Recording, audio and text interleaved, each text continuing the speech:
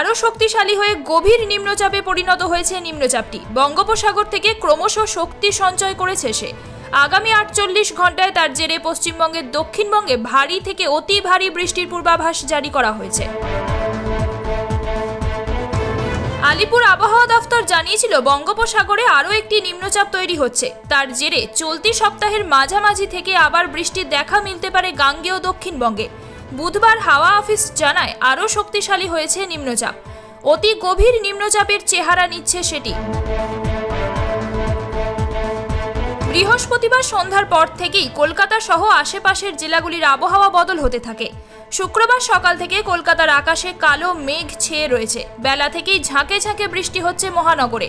তার সঙ্গে রয়েছে হালকা থেকে দমকা হাওয়ার দাপট। বৃষ্টির পরিমাণ আরও বাড়ার সম্ভাবনা রয়েছে কলকাতায়।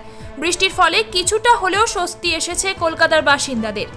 শ্রাবণের শেষ বেলায় বঙ্গোপসাগরে নিম্নচাপ তৈরি হয়েছিল। সেই নিম্নচাপের মুখ অন্যদিকে ঘুরে যায়।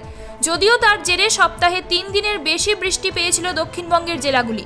ভাদ্রের শুরুতে ফের নিম্নচাপের কথা শোনালো আলিপুর আবহাওয়া দফতর। এবার সে আরও কিছুটা শক্তি বাড়িয়েছে, গভীর নিম্নচাপে পরিণত হয়েছে।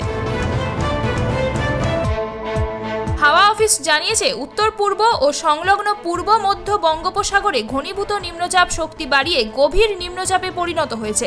এটি শুক্রবার সন্ধ্যায় বালেশ্বর ও সাগরের মধ্য দিয়ে পশ্চিমবঙ্গ ও ওড়িশা উপকূল অতিক্রম করবে।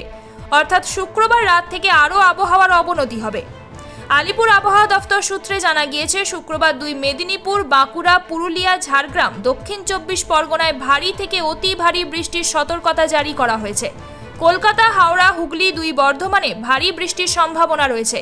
উপকূলবর্তী অঞ্চলেও আবহাওয়ার অবনতি হয়েছে। মৎস্যজীবীদের মাছ ধরতে যাওয়ার উপর নিষেধাজ্ঞা জারি করা হয়েছে। অবিলম্বে মৎস্যজীবীদের উপকূলে ফিরে আসতে বলা হয়েছে। পূর্ব মেদিনীপুর, দক্ষিণ 24 পরগনায় ঘন্টায় 45 থেকে 55 কিলোমিটার বেগে ঝোড়ো হাওয়া বইতে পারে। হাওয়ার সর্বোচ্চ বেগ হতে পারে ঘন্টায় 65 কিলোমিটার। কলকাতা, হাওড়া, হুগলি, বাঁকুড়া, পুরুলিয়া, ঝাড়গ্রাম, পশ্চিম মেদিনীপুরে ঘন্টায় 40 থেকে 50 কিলোমিটার বেগে দমকা হাওয়া বয়ে যাওয়ার আভাস দেওয়া হয়েছে। 2 বর্ধমানেও 40 কিলোমিটার বেগে হাওয়া বয়ে যাওয়ার কথা বলা হয়েছে। ব্যুরো রিপোর্ট, আজ বিকেল।